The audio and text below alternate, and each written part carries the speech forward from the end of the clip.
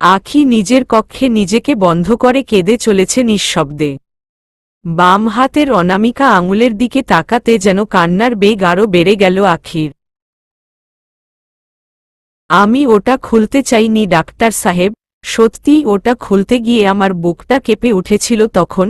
আপনার ভালোবেসে দেওয়া যেকোনো অংশই যে আমার কাছে অমূল্য, আংটিটা যে মনে করিয়ে দিত আমায় আমি আপনাকে ফিরে পেয়েছি আবারও, কিন্তু হয়তো ভাগ্য তা চায় না, তাই তো চেয়েও আমি ধরে রাখতে পারিনি আপনাকে।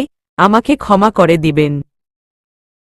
কেন সেদিন আমাকে ভুল বুঝে চলে গেলেন? সেদিন আপনি যদি এভাবে পিছু পড়তেন, আমাকে পাওয়ার সংগ্রাম করতেন, তবে আজ হয়তো আমরা এমন জায়গায় থাকতাম না। কেন এমনটা হলো আমাদের সাথে? আদ্রিত বাড়িতে পৌঁছালো, পা যেন তার চলছেই না। আখিকে ফিরে পাওয়ার কোনো দিশা পাচ্ছে না সে, না তো বেঁচে থাকার কোনো মানে খুঁজে পাচ্ছে। তখন আরিয়ান মির্জা ড্রয়িং রুমে বসে আদ্রিতের অপেক্ষা করছিলেন, মা দরজার আশেপাশে করছিলেন পায়চারি। আদ্রিতকে দেখে মা ছুটে গেলেন তার কাছে, বাবাও উঠে দাঁড়ালেন। বাবা, তুই ঠিক আছিস তো? ঝড়ে ভিজেছিস কেন? তোর তো ঠান্ডা লেগে আছে এমনিতেই, কক্ষে চল। তুমি সরো শায়লা, আমাকে কথা বলতে দাও ওর সাথে। কোথায় গিয়েছিলি আদ্রিত? আদ্রিত অশ্রুসিক্ত চোখ তুলে বসে যাওয়া কণ্ঠে উত্তর দিল, আখির কাছে গিয়েছিলাম বাবা, ফিরিয়ে দিয়েছে। দেখলি তো, দেখ আদ্রিত আখ প্রতিষ্ঠিত আছে, ওর জীবন নিয়ে কি চিন্তা। আর তুইও এখন জীবনে এগিয়ে যা। আমার এগিয়ে যাওয়ার না তো আছে কোনো ইচ্ছে, আর না তো আমি বাধ্য। আমি বিয়ে করলে আখিকেই করব, নয়তো অবিবাহিতই মরব, এটাই আমার ফাইনাল ডিসিশন। কর্কশ গলায় জবাব দিয়ে সিঁড়ি বেয়ে উপরে উঠতে গেলে আরিয়ান মির্জা বললেন, এমনটা হলে তোকে আমার আর আখির মধ্য থেকে একজনকে বেছে নিতে হবে আদ্রিত। বাবার কথায় থমকে দাঁড়ালো আদ্রিত, অবাক হয়ে তাকালো বাবার মুখের পানে। দুজনের মধ্যে একজনকে বেছে নিতে হবে মানে কি বোঝাতে চাইছো বাবা? এটাই যে তুই আখিকে জীবনে আনতে চাইলে আমাকে ছেড়ে দিতে হবে। তুই নিজেকে আমার ছেলে হিসেবে পরিচয় দিতে পারবি না, আমি ভাবব তুই কখনোই আমার জীবনে ছিলি না। আর তুই যদি আমাকে বেছে নিস তবে তোকে আখিকে ভুলে যেতে হবে, আর আমার পছন্দের মেয়েকে বিয়ে করতে হবে। এখন বল, এখনও যদি তোর আখিকে চাই তবে চলে যা, আমি তোকে আটকাব না। তোমাকে বলার মতো ভাষা আমি হারিয়ে গেছি বাবা। যাকে আমি জীবনে আদর্শ মানতাম সেই এমনটা করল আমার সাথে। তোমার কাছ থেকে আমি এটা আশা করিনি বাবা। গর্ব করে বলতাম আমার বাবা কখনো নিজের ইচ্ছে আমার উপর ছুঁড়ে ফেলে না, উনি আমার বাবার থেকেও বেস্ট ফ্রেন্ড বেশি। কিন্তু আফসোস। চিন্তা করো না বাবা, তোমাকে নিরাশ করব না, আমার কারণে তোমার সম্মান কখনো যাবে না। আর আমি এমন সন্তান যে পৃথিবী আমার বিপরীতে চলে গেলেও আমি কখনোই মা বাবার অবাধ্য যাব না, তাদের ছেড়ে যাব না। তবে আমি আখিকেও ছাড়তে পারব না, কিন্তু উভয় জিনিসের সমাধান আমি দিবি। অতঃপর নিজের কক্ষের দিকে চলে গেল আদ্রিত। শায়লা মির্জা পিছন গেলেন। আদ্রিত কক্ষে ঢুকেই দরজা লাগিয়ে দিল। শায়লা মির্জা বাইরে থেকে ডেকে যাচ্ছেন ওকে। বাবা, আমার কথাটা শুন। তোর বাবার কথা শুনিস না, বুড়ো বয়সে পাগল হয়েছে। তুই বেরিয়ে আয়, আমি তোর বাবার সাথে কথা বলে সব ঠিক করে দিব। তুই আয় মায়ের কাছে। আদ্রিত ভিতরে ঢুকেই এটা ওটা ভাঙতে শুরু করেছে অতিরিক্ত রাগে।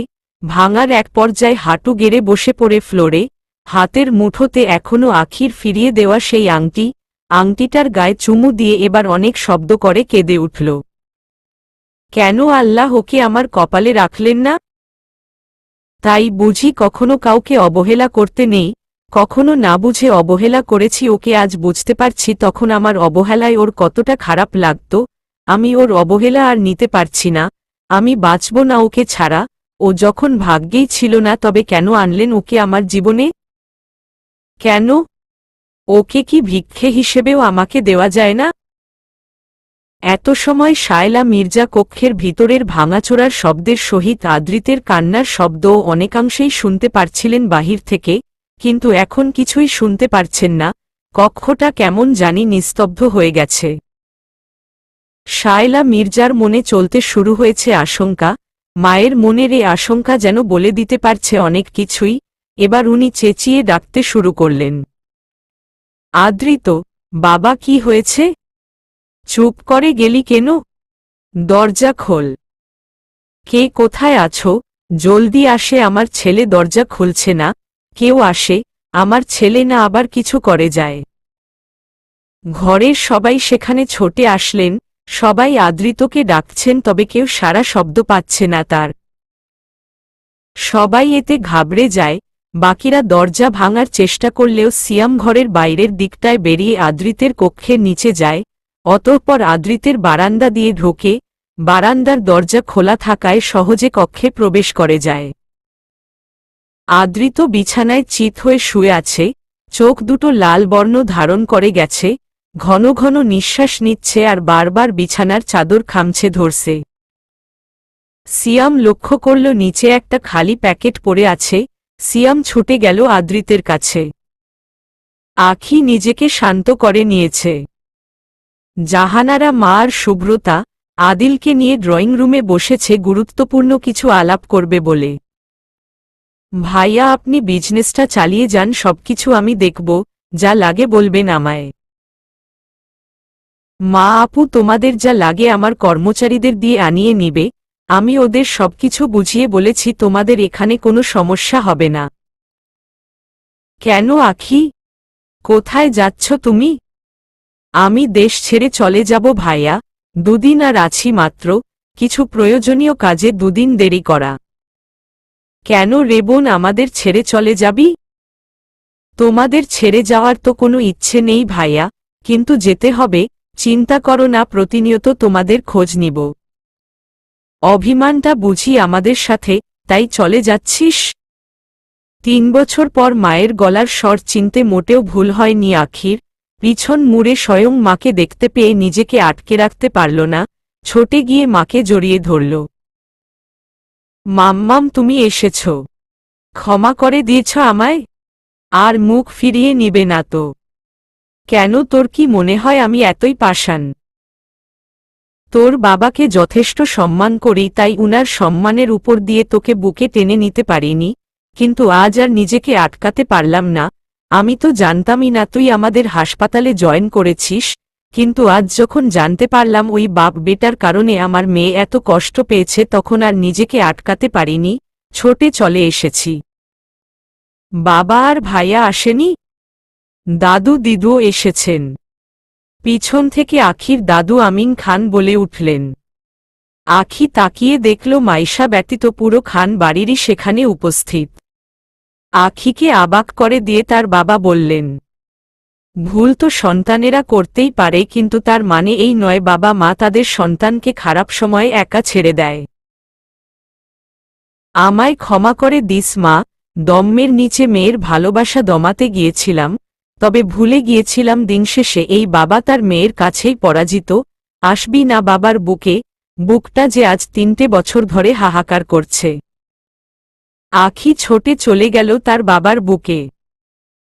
আমাকে ক্ষমা করে দাও বাবা, আমি আর কখনো তোমাদের অবাধ্য যাব না, তোমরা যা বলবে আমি তাই করব, আমাকে ক্ষমা করে দাও। এবার আশরাফ খান আখির চোখের জল মুছে দিয়ে বললেন, আমি কিন্তু আমার মেয়েকে ফুটবল হয়ে পড়ে কান্না করার শিক্ষা দেইনি। আর যেন কাঁদতে না দেখি। তো শুধু মা বাবাদের কাছ থেকে ক্ষমা চাওয়া হবে নাকি? আমিও তো বড় ভাই হই, আমার কাছে ক্ষমা চা, তাও পা ধরে। তোর কাছে ক্ষমা চাইতে আমার বয়ই গেছে। তবে দাঁড়া, তোকে এখনই দেখাচ্ছি। মাম্মাম, দেখো না তোমার পাগল মহিষটা ক্ষেপে গেছে। আখির কথা শুনে সবাই হেসে দিল। এমন খুনসুটি আখি আহিলের যে লেগেই থাকত, এবার হাসি মুখে এগিয়ে গিয়েই আখি আহিলকে জড়িয়ে ধরল। ক্ষমা করে দিস ভাইয়া আমার। পাগলি একটা, আমি কি কখনো তোর উপর রাগ করে বেশিদিন থাকতে পেরেছি? ক্ষমা করে দিস, তোকে অনেক কষ্ট দিয়েছি। তখনই আশরাফ খানের ফোন বেজে উঠল। হ্যাঁ সামিরা, বলো। স্যার, ডাক্তার আদৃত বিষ পান করেছেন, উনাকে উনার পরিবার আমাদের হাসপাতালে নিয়ে এসেছেন, আমরা এমার্জেন্সিতে উনাকে ঢুকিয়েছি, ডাক্তারেরা উনাকে দেখছেন। ওকে, আমি আসছি। কি হয়েছে বাবা? আদ্রিত সুইসাইড করার চেষ্টা করেছে, ওকে এমার্জেন্সিতে ঢুকানো হয়েছে। কি? আর কিছু না বলেই আখি বাহিরের দিকে ছুটতে শুরু করল। হতভম্ব হয়ে দাঁড়িয়ে আছেন আরিয়ান মির্জা, চোখের পানি বয়ে চলেছে। আদ্রিতকে গাড়িতে করে নিয়ে আসার সময় আদ্রিতের জ্ঞান ছিল, সিয়াম গাড়ি ড্রাইভও করছিল আর আদ্রিতকে শায়লা মির্জা আর উনি উনাদের মধ্যেখানে বসিয়ে নিয়ে এসেছিলেন। তখন যখন কেঁদে কেঁদে আরিয়ান মির্জা বলেছিলেন, তুই কেন এমনটা করলি আদ্রিত? আমি তো এমন কিছু চাইনি। আমার সন্তানই না থাকলে আমি সম্মান দিয়ে কি করব? তখন অনেক কষ্ট করে জবাব দিয়েছিল আদ্রিত, বাবা আমি তোমাকে ছাড়তে পারবো না, কিন্তু আখিকে ছেড়ে দেওয়ার সাধ্য আমার নেই। প্লিজ আমায় বাঁচিও না বাবা, কারণ বেঁচে থাকলে আমি আখির পিছু ছাড়ব না কখনো। কথাটা বলার পর জ্ঞান হারিয়ে গিয়েছিল আদ্রিত। এবার বুঝতে পারলেন আরিয়ান মির্জা সম্মানের দোহাই দিয়ে তিনি নিজের ছেলের প্রাণ চাইছিলেন তার কাছ থেকে, ছেলের এই অবস্থার জন্য নিজেই দায়ী কিভাবে মেনে নিবে বাবা। শায়লা মির্জা চিৎকার করে করে কাঁদছেন, আমার ছেলেকে কেউ বাঁচিয়ে দাও, আমার ছেলের কিছু হলে আমি মরে যাব, আমি তোমাকে ছাড়ব না আরিয়ান, আমি তোমাকে ছাড়ব না, তুমি আমার ছেলে ফিরিয়ে দাও, নইলে আমি তোমাকে আস্ত রাখব না। কথাটা বলে এসেই আরিয়ান মির্জার কলার চেপে ধরলে সিয়াম আর ঈশিতা উনাকে ছাড়িয়ে নেয়, কিন্তু সেই ক্ষণেই উনি জ্ঞান হারান। আখি ছোটে আসে হাসপাতাল, তার পরিবারও চলে আসে সেখানে। আখির চোখে মুখে জলের ছাপ, সাথে দুশ্চিন্তারও আভাস। পেরেশান হয়ে এসেই এমার্জেন্সিতে ঢুকে পড়ল। কিছুক্ষণের মধ্যেই আখি বেরিয়ে এলো অন্য দুজন ডাক্তার সহিত। আরিয়ান মির্জা এগিয়ে গিয়ে জিজ্ঞেস করলেন, আদ্রিত কেমন আছে মা? উনি আউট অফ ডেঞ্জার, বিষ খুব স্ট্রং ছিল, তা বের করে দিতে পারলেও উনার যথেষ্ট দুর্বলতা থাকবে বেশ কদিন, তাড়াতাড়ি নিয়ে আসায় উনার প্রাণ বেঁচে গেছে। কথাটা বলে চোখের উপচে পড়া জল মুছে নিল আখি। আরিয়ান মির্জা এবার অনুতাপের স্বরে বললেন, আমায় ক্ষমা করে দাও আখি, আমি সম্মানের ভয় এতটা অধমে পরিণত হয়েছিলাম যে সব অনুভূতি মাটি চাপা দিতে গিয়েছিলাম। আমায় ক্ষমা করে দাও। আমার ছেলে তোমাকে ছাড়া বাঁচবে না, আর আমার ছেলের প্রাণ আমার কাছে বড়। আমাকে তুমি ক্ষমা করে দাও, চলে আসো আমার ছেলের জীবনে ফিরে। আখি জবাব দিয়ে উঠার আগেই আশরাফ খান জিজ্ঞেস করলেন, কি হয়েছে আরিয়ান? কি বলেছিস তুই এমন আখিকে যে এখন ক্ষমা চাইতে হচ্ছে? অতঃপর আরিয়ান মির্জা সবকিছু হুবহু বলে গেলেন। কথাগুলো শুনে মুহূর্তেই আশরাফ খানের চেহারায় যেন কালো মেঘ নামল, রাগে চেহারা লাল বর্ণ ধারণ করে গেল। তোর সাহস হলো কি করে আরিয়ান আমার মেয়েকে এত তুচ্ছ ভাবার? আর এখন নিজের ছেলের প্রাণ বাঁচাতে আমার মেয়ের কাছে এসে অনুতাপের জল ফেলছিস? দ্বিতীয়বার তুই আমার মেয়েকে অপদস্থ করবি না তার কি নিশ্চয়তা আছে? আমার মেয়ের খারাপ দিক খোঁজে তার ভালো দিক ঢেকে দেওয়া লোকগুলোকে কখনো ক্ষমা করব না আমি। চলে আয় আখি, পারলে নিজের ছেলেকে সামলাক। আখি মাথা নিচু করে বাবার পাশে চলে গেল। আদ্রিতকে এই অবস্থায় ছেড়ে যেতে বুক কাঁপছে, এদিকটায় আর কখনো মা বাবার অবাধ্য যাবে না পণ করে নিয়েছে। আশরাফ খান আখির হাত ধরে হাঁটা ধরবেন, তখনই আরিয়ান মির্জা সামনে চলে এসে উনাদের আটকালেন। আশরাফ, আমি নিজের ভুল বুঝতে পেরেছি, শিক্ষিত হয়ে অধমের কাজ করেছি, আমাকে ক্ষমা করে দে। আমি কথা দিলাম আখিকে মাথায় তুলে রাখব সারা জীবন, তোর মেয়ে আমায় ভিক্ষা স্বরূপ দিয়ে দে। আখি, আজ আমি তোর উপর নিজের চাহিদা চাপিয়ে দিব না, তুই যে সিদ্ধান্ত নিবি তার সমর্থন করব। তুই কি আরিয়ানকে একটা সুযোগ দিবি? বাবা মানুষ মাত্রই তো ভুল, ভুল আমরা সবাই করতে পারি, তবে তা শুধরে নেওয়ার চেষ্টা করতে পারে কজন? আদ্রিত সারা জীবন অনেক কষ্ট পেয়েছেন, উনাকে আর কষ্ট দিতে পারবো না আমি। একটা মানুষের প্রাণ থেকে বড় তো কিছু হতে পারে না। উনার কিছু হয়ে গেলে নিজেকে কখনো ক্ষমা করতে পারব না, কখনো স্বাভাবিক জীবন যাপন করতে পারব না অনুশোচনায়। কিন্তু তুমি যদি না চাও বাবা, তবে আমি তোমার অবাধ্যও যাব না। পাগলি মেয়ে আমার এত বোঝদার হয়েছে জানতাম না। তা আরিয়ান, বিয়ের ডেট ফিক্স করবি না? এখনো কিছু ইমোশনাল ড্রামা বাকি? আশরাফ খানের কথায় আরিয়ান মির্জা আলতো হেসে আখির মাথায় হাত বুলিয়ে দিলেন। আখি লজ্জাময়ী হাসিতে স্থান ত্যাগ করল। পরদিন সকালে হৃদিকার অর্ধেক চুল পড়ে গেছে, চোখের তলটা অস্বাভাবিকভাবে কালো হয়েছে, আরও 3টে দাঁত উঠে গেছে আজ সকালেই, শরীরের চামড়ার যাতা অবস্থা। আয়নায় নিজেকে দেখে নিজেই আঁতকে উঠল, ভয় হচ্ছে নিজেকে দেখতেই অন্যরা কেমনে দেখবে তাকে। আদৃষ্ট চোখ তুলেও তাকায় না এখন। রাতে তাকে ধাক্কা দিয়ে ফেলে তিক্ত কথা শুনিয়ে যে চলে গিয়েছিল কোথাও, এখনও ফিরেনি।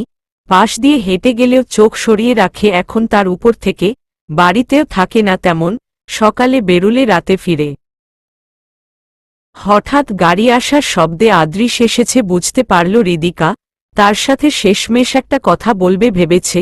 এদিকে আদৃশ ঘরে ঢুকতে নিলে দরজার পাশে একটা খাম পড়ে থাকতে দেখে কৌতূহলবশত উঠায় সেটা। এভাবে কোনো খাম দরজার সামনে পড়েই বা কেন থাকবে? সেই চিন্তাতে খামটা উঠিয়ে ভেতরে দেখে, ভেতরে একটা রিপোর্ট দেখতে পায়। কিন্তু রিপোর্টটা পড়ার পর আদৃশের চোখ ছানাবানা হয়ে গেলে চেঁচিয়ে উঠল হৃদিকা বলে, ঘোরের ভিতর তেড়ে গেল। হৃদিকা হুটহাট সিঁড়ি বেয়ে নিচে নামল। আদৃশ তার মুখের সামনে রিপোর্টটা ধরে চেঁচিয়ে বলল, এসব কি হৃদিকা? তুমি প্রেগন্যান্ট হতে পারো কি করে? হোয়াট? আমি প্রেগন্যান্ট? আমি প্রেগন্যান্ট নই আদৃশ। এমন কোনো সিনড্রোম এখনো আমি পাইনি। এ ভুয়া রিপোর্ট কে দিয়েছে তোমায়, যে জায়গাতে আমি এখনো কোনো টেস্ট করাইনি? আর যদি প্রেগন্যান্ট হই তবুও কি সমস্যা? তুমি তো বাচ্চার দোহাই দিয়েই বিয়ে করলে আমায়। কথাটা কানে যেতেই আদৃশ হৃদিকার গাল বরাবর জোরালো একটা থাপ্পড় বসিয়ে দিল।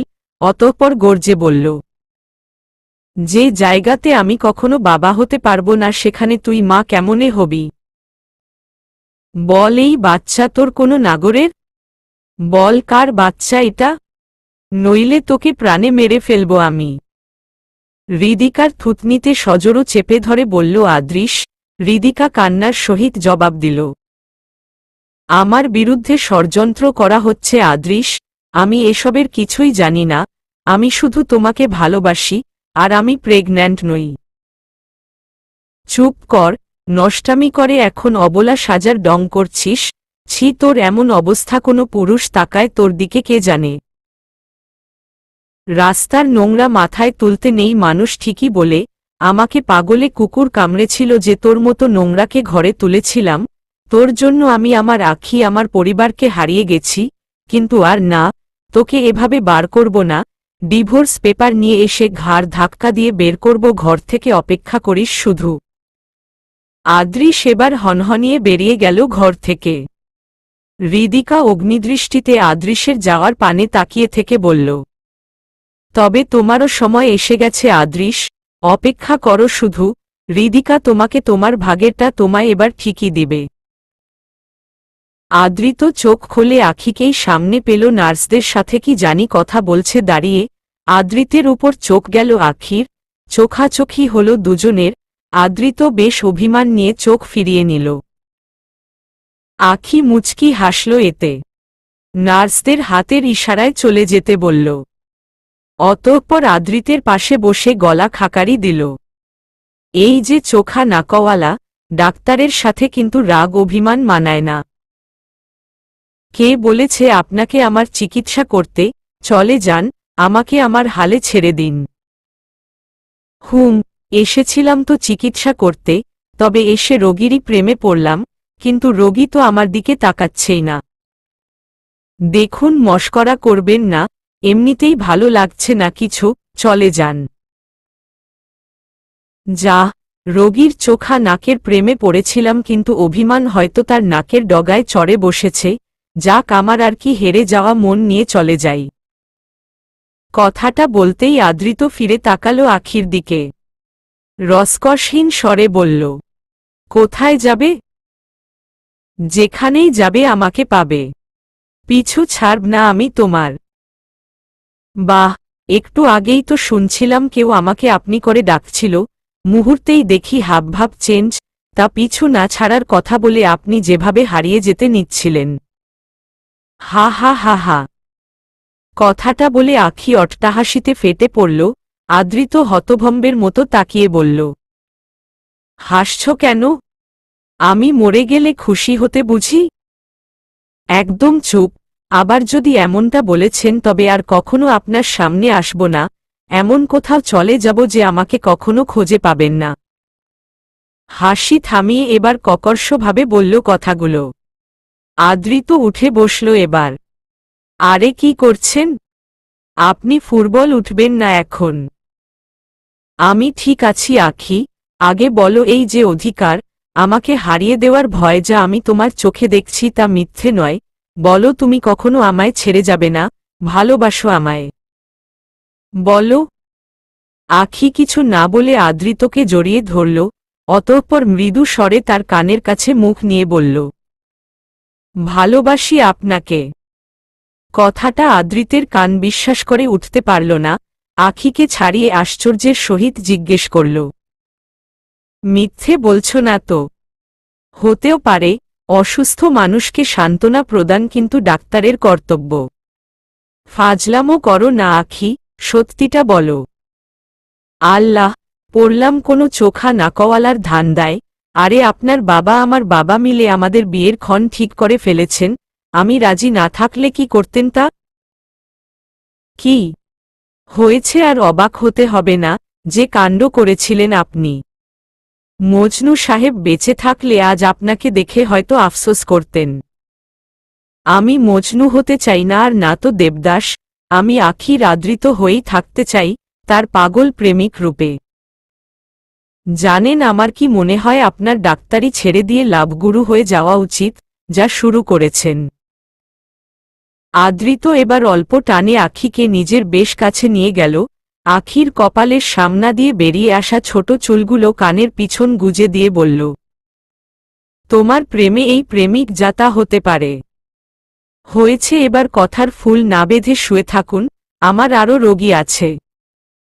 আখি আদৃতকে হালকা ধাক্কাতে ছাড়িয়ে ছোটে পালিয়ে আসতে লাগল। আদৃত পিছনে বলল, আমি ছাড়া কোনো পুরুষ রোগী দেখলে কিন্তু খবর আছে, কিন্তু তোমার না ওই পুরুষের। পাগল একটা। আখি হাসতে হাসতে চলে গেল, আদৃত জায়গায় বসে হাসছে। পুরো 2 দিন চলে গেল, এই 2 দিন বাড়িতে আসেনি আদৃশ, আজ বাড়ি আসলো ডিভোর্স পেপার সহিত, এসেই হৃদিকার সামনে ডিভোর্স পেপার রেখে বলল, আধ ঘন্টার মাথায় কাপড় চোপড় প্যাক করে এটাতে সাইন করে চলে যেও, নয়তো ধাক্কা দিয়ে বের করে দিতে বাধ্য হব। কথাটা বলে আদৃশ কক্ষ ত্যাগ করে ছাদের দিকে চলে গেল। হৃদিকা অস্বাভাবিক ভঙ্গিতে এবার দাঁত কটমট করে বলল, দিলে না তো ভালোবাসার মর্ম আদৃশ, এবার দেখে নিতে হবে তার পরিণাম তোমায়, সবার সামনে আমার চলে যাওয়া তোমার নাশ করার সর্বোত্তম পন্থা হবে আমার জন্য। বেশ কিছুক্ষণ পর ছাদ থেকে নেমে আদৃশ দেখতে পেল হৃদিকা ডিভোর্স পেপারে সাইন করে দিয়েছে, আশেপাশে কোথাও নেই সে। কর্মচারী মীরাকে জিজ্ঞেস করলে তার কাছ থেকে জানতে পারল হৃদিকা চলে গেছে, কিন্তু সাথে করে কোনো কিছু নেয়নি। আদৃশ স্বস্তির নিঃশ্বাস ছাড়ল, অবশেষে হৃদিকাকে জীবন থেকে বের করতে পারল সে। আখির ছবি বুকে নিয়ে কান্না করতে মত্ত হয়ে আছে আদৃশ।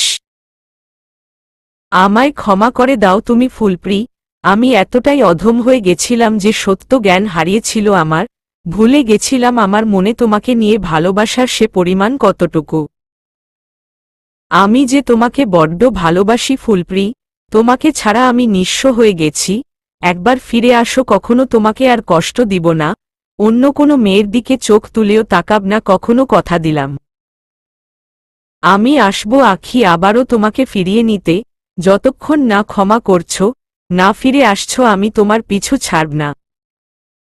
আগে তোমার রাগ ভাঙাব, অতঃপর পরিবারের সবার, এরপর সবাই মিলে আগের মতোই মিলেমিশে থাকব।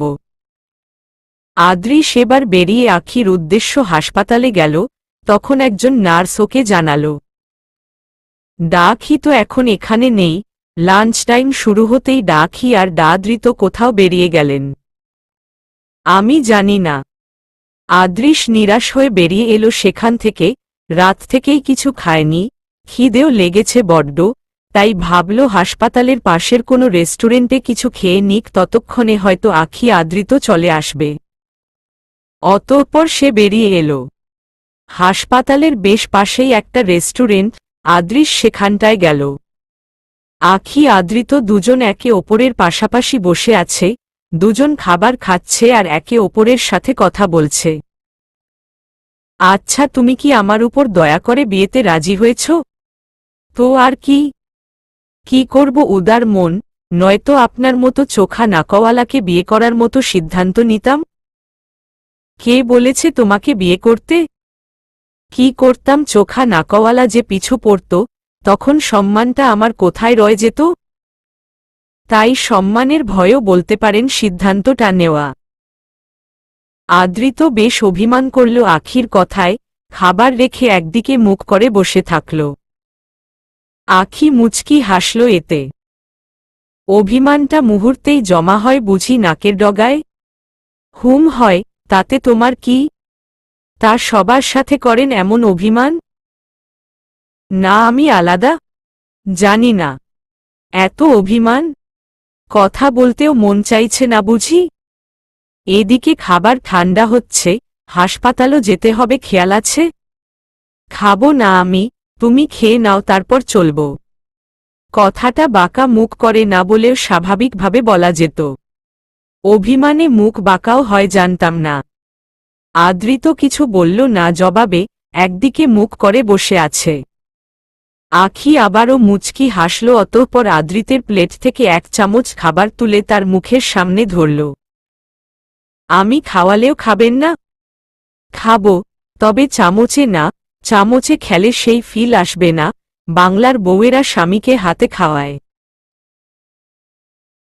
ঝটফট মুখ ফিরিয়ে দুষ্টু হেসে এবার বলল আদৃত, প্রথমত আপনি আমার স্বামী এখনো হননি, আর দ্বিতীয়ত এটা আপনার বাড়ি না রেস্টুরেন্ট। হুম হইনি, স্বামী হয়ে তো যাব।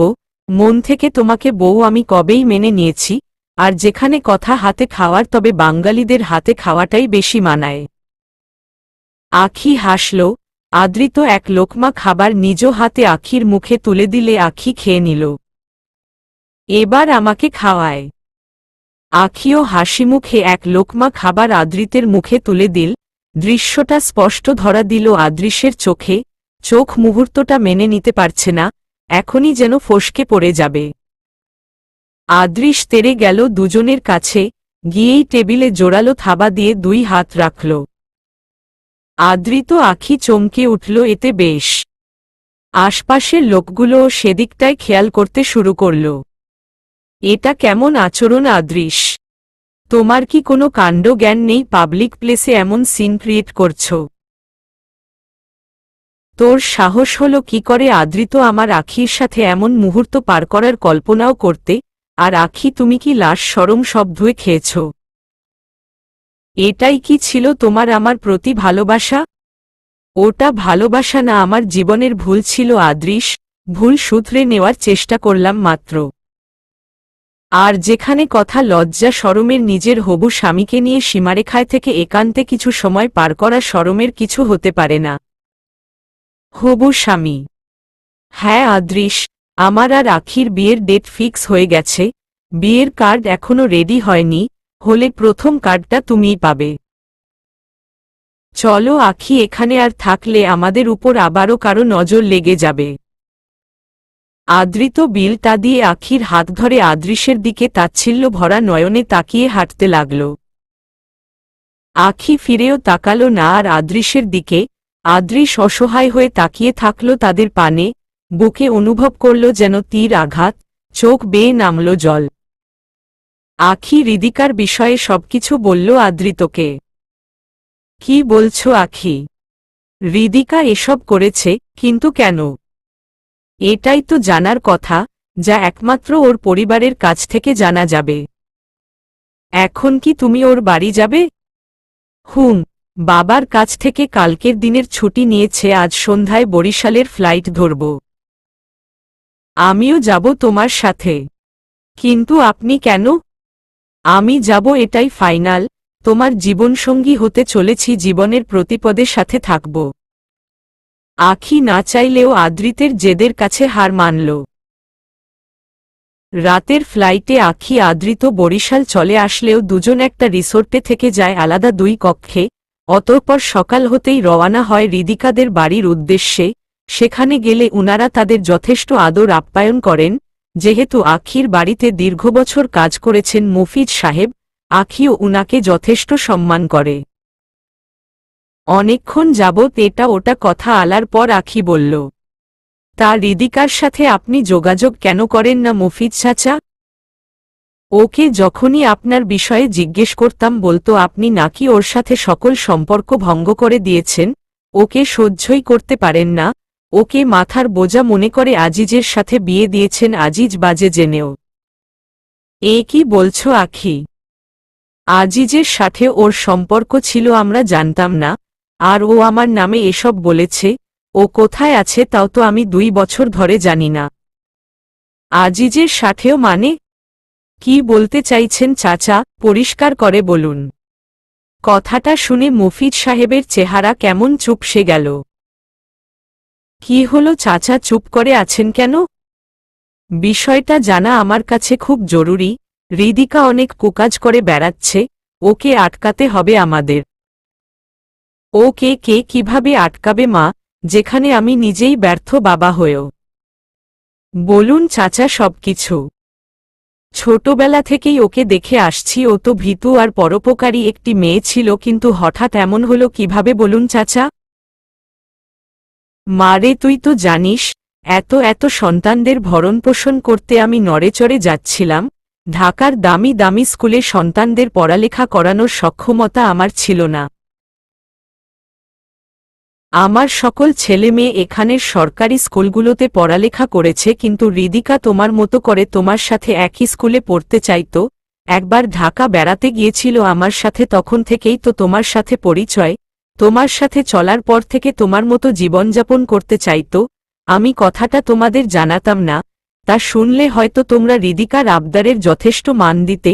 এমনিতেই তোমার বাবার অনেক ঋণ ছিল আমার মাথায়, উপর থেকে হৃদিকার চাহিদা নিয়ে হাজির হওয়ার সক্ষমতা ছিল না আমার। তাই ঢাকা থেকে ওকে এখানে এনে দিয়ে যাই। তোমার সাথে বেশি যোগাযোগ করতে দিতাম না, কথাটা তোমাকে জানাবে বলে। কিন্তু মাঝে মধ্যে আমার পিছু ধরে বাড়ি থেকে পালিয়েই ঢাকা চলে আসত, এসে তোমার সাথে ভিড়ত, তোমাকে কথাটা জানাতে চাইত, কিন্তু আমি ওকে শাসাতাম। তখন থেকেই আমাকে কেমন ঘৃণার চোখে দেখতে শুরু করে। ওকে ওর মা বোঝাতে চাইলে ওকেও ভুল বুঝত। সারাদিন স্বাভাবিক আচরণ করলেও হঠাৎ করে এমন উদ্ভট কিছু করে বসত যে আমরা সবাই বিষয় খেতাম। আমার পিছু হয়ে চলে আসত ঢাকা, তাছাড়া না বলে যেখানে ইচ্ছে চলে যেত। কয়েকদিন যাবৎ ওর খোঁজ পেতাম না, ওকে কিছু জিজ্ঞেস করতে নিলেও অস্বাভাবিক আচরণ করত। হঠাৎ একদিন জানতে পারি ও প্রেগন্যান্ট। আমি তখন ছুটি নিয়ে তাড়াহুড়োয় বরিশাল আসি, তখন ওর বয়স 16। আমরা আরও জানতে পারি বাচ্চাটা আমারই বড় জামাতা আব্দুলের ছিল। আপন দুলাভাইয়ের সাথে অবৈধ সম্পর্কে জড়িয়ে পড়েছিল হৃদিকা। খবরটা জানাজানির পর আব্দুল আমার বড় মেয়ে শিউলিকে ছেড়ে দিতে চায় না, ভুল হয়ে গেছে বলে আমাদের কাছে ক্ষমা প্রার্থী হয়। এক মেয়ের সংসার ভেঙে অন্য মেয়ের জীবন সাজাতে চাইনি আমরা। বিষয়টা সমাজে জানতে না দিলেও আব্দুলের সাথে এ নিয়ে শিউলি এবং আমাদের সবারই দ্বন্দ্ব ছিল। শিউলি তার ঘরে ফিরে যেতে চায়নি, তবে আব্দুল তাকে ফিরিয়ে নিতে চায়। হৃদিকাকে সে নিজের ভুল হিসেবে মাথা থেকে নামাতে চায়। আমরা ওষুধ খাইয়ে হৃদিকার বাচ্চা মেরে ফেলি লোক লজ্জায়। একদিন গভীর রাতে আমরা ঘুমিয়েছিলাম, হঠাৎ শিউলির চিৎকার শুনে হকচকিয়ে উঠি সবাই, কিন্তু ততক্ষণে বেশ দেরি হয়ে যায়। শিউলির প্রাণহীন দেহ পড়ে থাকতে দেখি ফ্লোরে পাশে হৃদিকা ছুরি হাতে দাঁড়িয়েছিল। সাথে সাথে ও আমার উপরও ঝাঁপিয়ে পড়ে, আমরা ওকে কোনোরকম বেঁধে রাখি। হৃদিকার মানসিক অবস্থা খারাপ ছিল, আমরা আগে থেকেই জানতাম। যতই হোক নিজের সন্তান, তাই পুলিশকে বা আশেপাশে জানাইনি এই খুনের ব্যাপারে।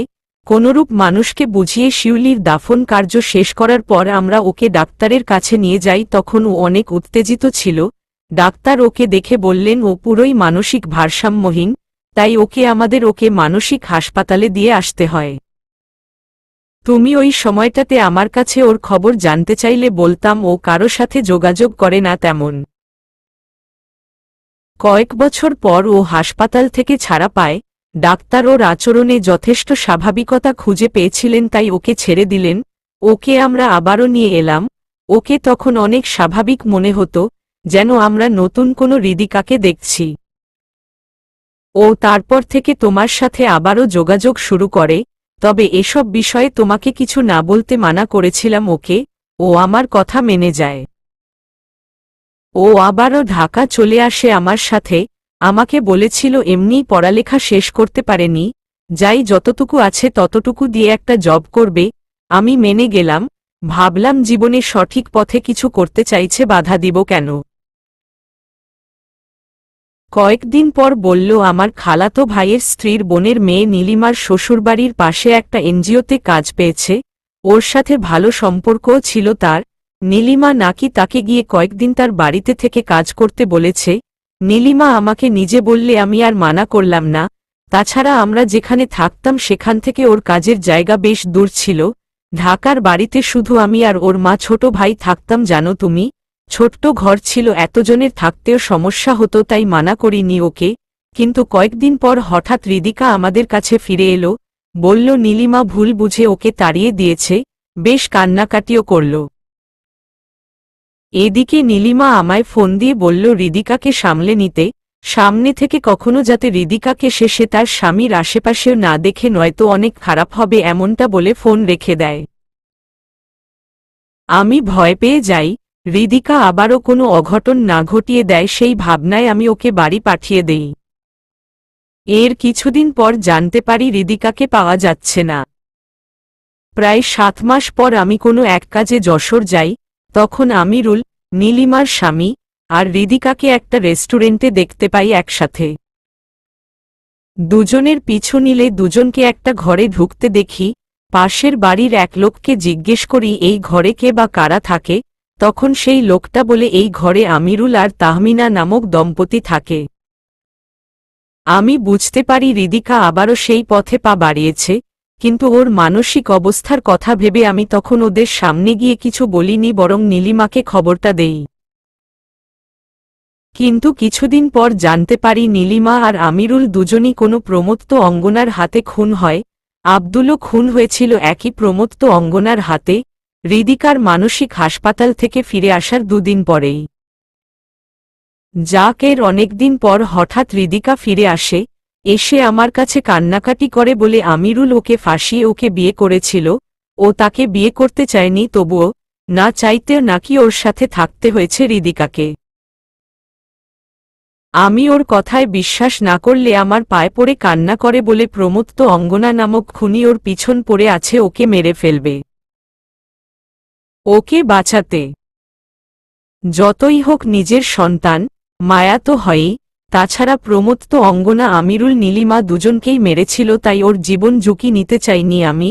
সেদিন আমি ঢাকা ছেড়েই চলে আসি ওকে নিয়ে। তোমার বাবার চাকরিটাও ছেড়ে দেই। যেহেতু হৃদিকা আমিরুলের সাথে ছিল, তাই এ নিয়ে কোনো কেসের ঝামেলায় পড়তে চাইনি। কিন্তু সেটা ছিল আমার জীবনে করা আরেক ভুল। ভালোভাবে যাচ্ছিল দিনগুলো, কিন্তু হঠাৎ একদিন ও আবার পালিয়ে যায় কারো সাথে। সেদিন ভেবে নিয়েছিলাম হৃদিকা নামক ব্যক্তিত্ব জীবন থেকে মুছে দিব। এরপর আর খোঁজ নেইনি ওর। এই মাত্র আখি আদৃত বেরুলো মজনু চাচার ঘর থেকে। জানো আখি, এই হৃদিকার উপর তো আমি অনেক খুশি। তা কেন? ভ্রু উঁচিয়ে বলল আখি। এই দেখ না, ও যদি আদৃশকে তার চতুর্থ উইকেট হিসেবে না ফেলত, তবে আমি ছক্কা কেমনে মারতাম। বেচারা আদৃশ হিরে ফেলে কাজ ধরতে গেছে, কি মজাটাই না লাগছে। আদৃশের ঘাড়ে হৃদিকার মতো পাগল চেপেছে।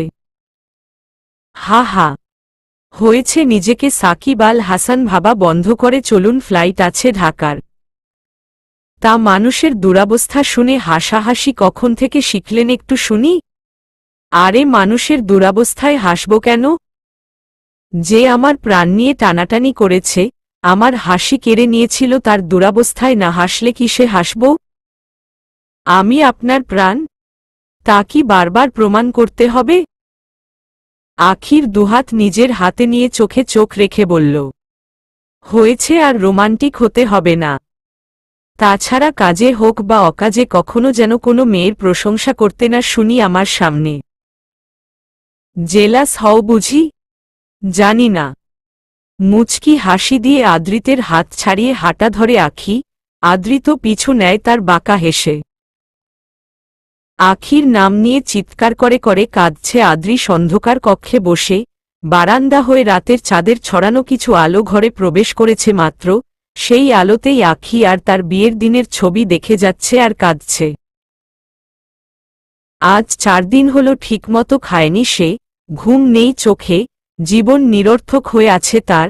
চারিদিকে যেন আখিকেই দেখতে পায়, কাজেও যায় না। আফসোস করে আজ নিজের হাতের নিজের গুছানো জীবন শেষ করে দিল। মোহের টানে ভালোবাসাকে তুচ্ছ করল। আজ মোহ শেষ হয়ে গেলেও ভালোবাসাহীনা জীবন্ত লাশে পরিণত হয়েছে সে। এখন যে অন্ধকারেই বসে থেকে দিন পার করা তার কাজ, কোনো কিছুতেই মনোনিবেশ করতে সক্ষম হয় না সে আর। নেই এমন কোনো আশ্রয় যেখানে গেলে পাবে মনের অল্প প্রশান্তি। সব আপনজন তো নিজ হাতেই জীবন থেকে সরিয়েছে। তাদের কাছে ক্ষমা চাইবারও সাহস জুটিয়ে উঠতে পারছে না। কান্নার সাগরে ভেসে ভেসে ডাকছে আখিকে। আখি, এই আখি, আসবে না ফিরে? চলে এসো না, আমি ভুল করে গেছি আখি, দয়া করে ক্ষমা করে দাও। দেখো না আজ আমি নিঃস্ব, না খেয়ে থাকলে তোমার মতো কেউ জোর করে মুখে তুলে খাওয়ায় না আজ আর। মন খারাপ থাকলে কেউ এটা ওটা বলে আমাকে হাসানোর চেষ্টা করে না। ইচ্ছে করে আমার সাথে ঝগড়া বাঁধায় না, আর না তো নিজে থেকে কথা বলতে আসে। আমায় ক্ষমা করে দাও, আমি বুঝতে পারিনি। এখন যখন তোমায় অন্যের সাথে দেখলাম তখন বুঝতে পারলাম তোমার সেদিন কতটা খারাপ লেগেছে হৃদিকাকে আমার জীবনে মেনে নিতে গিয়ে। দয়া করে চলে আসো, আমি পারবো না তোমাকে অন্যের সাথে মেনে নিতে, আর আমি যে ভুল করে গেছি, ক্ষমা করে দাও আমায়। না আখি, আর নয়, তোমাকে তো আমার কাছে ফিরতেই হবে। এখন তুমি আসতে না চাইলে আমাকে তো অন্য পথ অবলম্বন করতেই হবে। দিন শেষে তোমাকে আমার কাছেই থাকতে হবে আখি। দেখে নিও, আজ ধুমধাম করে আখি আদ্রিতের এনগেজমেন্ট সম্পন্ন হল। সকল গেস্টরা চলে গেলে হঠাৎ সেখানে এলেন ডাসানিয়ার স্বামী রাকিব। রাকিব সোজা এসেই আখির উদ্দেশ্যে বলল, আখি, সানিয়া যা করেছে ভুল করেছে আমি মানছি, তাই বলে তাকে জেলে দিয়ে দিবেন? ও তো ওর ভুলের সাজা পেয়েছে, আদ্রিতকে তো ও অবশেষে পায়নি।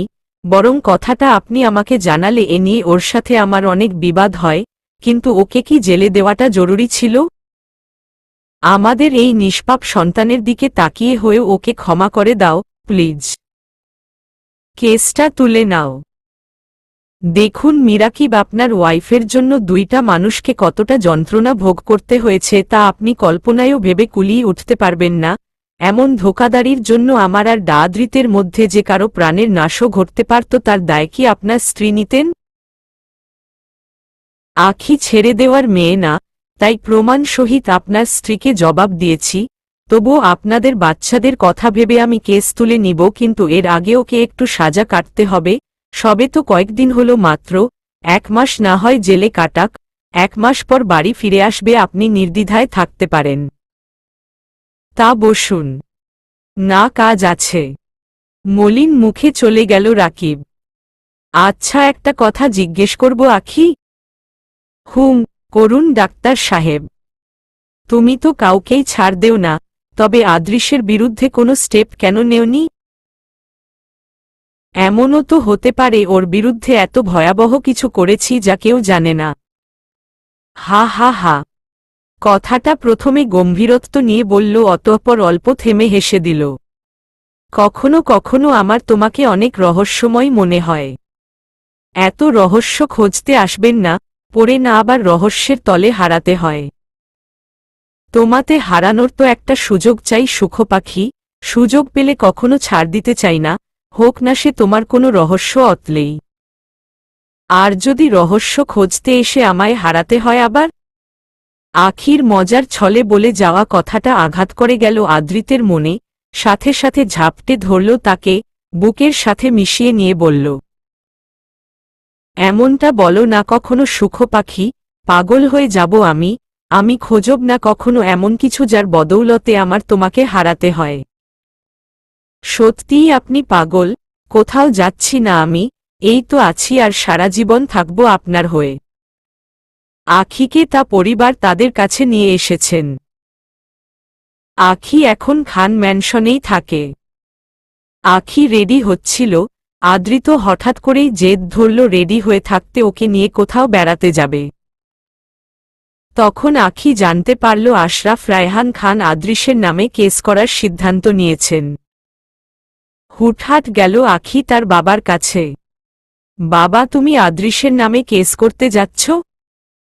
হ্যাঁ, এতদিন ওর বিরুদ্ধে স্টেপ নেইনি কারণ আমি তোর উপর রেগেছিলাম, কিন্তু এখন তো নই। আমার মেয়ের সাথে এমন করা কেউ কখনো পার পেয়ে যেতে পারবে না। না বাবা, আমি কেস করে এত ছোট সাজা ওকে দিতে চাই না। আমি চাই ও নিজের কাজে আফসোস করুক, ফিরে পেতে চাক হারিয়ে যাওয়া সব, কিন্তু খালি হাতে ফিরে যাক। আর এমনটা হচ্ছে তুমি জানো ও হৃদিকাকে ছেড়ে দিয়েছে, ঘর থেকেও বের করে দিয়েছে, আর এখন নিজে সারাদিন পথভ্রষ্ট হয়ে ঘোরাফেরা করে। আর কি চাই বলো? প্লিজ তুমি এবার কেসটেস করতে যেও না। তবে তুই এত সব জানিস কি করে? ওসব তুমি না জানলেও হবে বাবা, তোমার মেয়েকে কোনো দিক থেকে কম মনে করো তুমি? এটা তো আমারই মেয়ে, আমার পাগলি প্রমত্ত অঙ্গনা। আসতে বলো বাবা, পড়ে না পুলিশ আমায় ধরতে আসে। প্রমত্ত অঙ্গনা কিন্তু মানুষের খুন করে বেড়ায়, পুরো বাংলাদেশের পুলিশ ওকে খোঁজে বেড়াচ্ছে। হা হা। আরে হ্যাঁ, আমি কখনো কখনো ভাবি তোকে আমি আদর করে প্রমত্ত অঙ্গনা ডাকতাম, কারণ তুই সারাদিন দুষ্টুমি পাগলামি করতি, আর রেগে গেলে তো আর কথা নেই সে কি রূপ, তাই এমনটা ডাকতাম। কিন্তু একই নামে কেউ এভাবে মানুষ খুন করে বেড়াবে কে জানত? আচ্ছা ওসব ছাড়ো বাবা, তুমি এখন আর কোনো কেস করছো না, ঘরে বসে রিল্যাক্স করো। আখি আজ আদ্রিতের দেওয়া সেই কাতান শাড়িটা পরেছে, সাথে ম্যাচিং করে হালকা কিছু জুয়েলারি পরে চুল ছেড়ে দিয়েছে, চোখে কাজল দিয়েছে আজ গাঢ় করে, হালকা করে লিপস্টিকও দিয়ে দিল ঠোঁটে। ব্যাস আয়নাতে নিজেকে দেখে নিজেই যেন মুগ্ধ হল। পিছন থেকে মাইশা বলে উঠল, কি রে, ডা সাহেবকে মারার ফন্দি করছিস নাকি? এত সাজসজ্জা, বেচারা তোর রূপে মগ্ন হয়ে না প্রাণ হারায়। তোর মুখেই যত সব অলক্ষণে কথা। এখন থেকে স্বামীর অমঙ্গলের ভয় দেখছি। তো হবে না কেন? স্বামী পড়ে হলেও আগে উনি আমার ভালোবাসা, আর আমি কখনো চাই না উনার সাথে বাজে কিছু হোক। তা আমার কথাই লাগলো তো দেখলি? কি কথা? এই তো বলেছিলাম না, একদিন এই পরিবার তোকে আবারও মেনে নিবে। আমিও জানতাম আমার বাবা মাম্মাম, আমার পরিবার কখনো আমাকে মন থেকে মুছে ফেলতে পারবে না। আর তোর দেওয়া আশ্বাসটা থেকেই তো শক্তি পেতাম। মাইশার দেওয়া আশ্বাস মানে? আহিলের হঠাৎ সেখানে উপস্থিত হয়ে ভ্রু উঁচিয়ে সন্দেহজনক দৃষ্টিতে বলা কথাটায় হকচকিয়ে উঠল মাইশা আখি দুজনই, সাথে সাথেই দুজনই জিহ্বায় কামড় দিয়ে দিল। এবার আহিলের কাছে পরিষ্কার হল সবটা। বুঝতে পেরেছি আমাদের দ্বন্দ্ব থাকলেও বান্ধবী দুজনের আলাপচারিতা বজায় ছিল। আর ওই বদের হাড্ডি মাইশা এতদিন আমার সাথে মিথ্যা বলছিল যে আখির সাথে ওর কোনো যোগাযোগ নেই। তো কি হয়েছে? তোরা বাপ ছেলে যার তার সাথে ঝগড়া করবি আর তোদের হয়ে সবাই মারামারিতে এগিয়ে যাবে নাকি? হ্যাঁ, আমাদের যোগাযোগ ছিল, এমনকি আমরা দেখাও করতাম প্রায়ই। আর এই যে বাপ হতে চলেছিস তা সবার আগে আমিই কনফার্ম করেছি। অবাক হয়ে আহিল মাইশার দিকে তাকালে মাইশা দাঁত কেলানো একটা হাসি দিয়ে দেয়। হয়েছে, এখন গোয়েন্দাগিরি ছেড়ে রাস্তা থেকে সর তো, আমায় এখন যেতে হবে, আমার দেরি হচ্ছে। হ্যাঁ, তোর মহারাজা সেই কখন থেকে এসে বসে আছেন। ওকে তবে যাই। সর সর। গাড়িতে বসে আছে আখি আদৃত। আদৃত ড্রাইভ করছে আর বারবার আখির দিকে তাকাচ্ছে। এই যে মিস্টার, হয়তো ড্রাইভ করুন নয়তো গাড়ি আটকিয়ে আমাকে দেখুন, কারণ আপনি যা শুরু করেছেন একটা দুর্ঘটনা তো ঘটিয়েই ছাড়বেন। দুর্ঘটনা তো তুমি ঘটিয়েছ সুখপাখি এমন রূপে আমার সামনে এসে। কালো শাড়িতে তোমার এই মোহনীয় রূপ কতটা যে হৃদয়কাড়া তা তোমাকে বুঝিয়ে তোলার সক্ষমতা এই অধমের নেই। শুধু বলবো আজ আখিদয় বাধা মানবে না, দেখে যাবে তোমাকে অপলকে। দেখুন নজর লাগবে আমার, চোখ সরিয়ে রাখুন। তোমাতে নজর লাগালোর অধিকারটুকু তো আমারই, কেন তার সুযোগ যেতে দিই? আপনার গায়ে আমেরিকার বাতাস লেগেছে, নয়তো নিরামিষ ডাক্তার হঠাৎ এত রোমান্টিক কেমনে হবে? তা এখন মনোযোগ সামনে দিলে খুশি হব জনাব। আমাকে দেখার জন্য পুরো জীবন পাবেন। আখি আদৃতের গালে হাত দিয়ে চেহারা সামনের দিকটায় করল। আদৃত আলতো হেসে ড্রাইভ করতে শুরু করল। আখিও হেসে বলল এবার। তা যাচ্ছি কোথায় বললেন না? গেলে দেখতে পাবে, সারপ্রাইজ কাউকে বলে দেয় নাকি? হৃদিকা হুডি পরে মাস্কটাও পরে নিল, একদম তৈরি সে, আজ ছাড় দিবে না আদৃশকে। সেই ভাবনায় গেল আদৃশের বাড়ির দিকে, তবে তখন আদৃশকে গাড়ি নিয়ে কোথাও বেরুতে দেখল। হৃদিকা হুডি আর মাস্কটা খুলে এবার সাধারণ মানুষরূপে একটা সিএনজিতে উঠল। আদৃশের গাড়ির পিছু করতে শুরু করল। চলবে।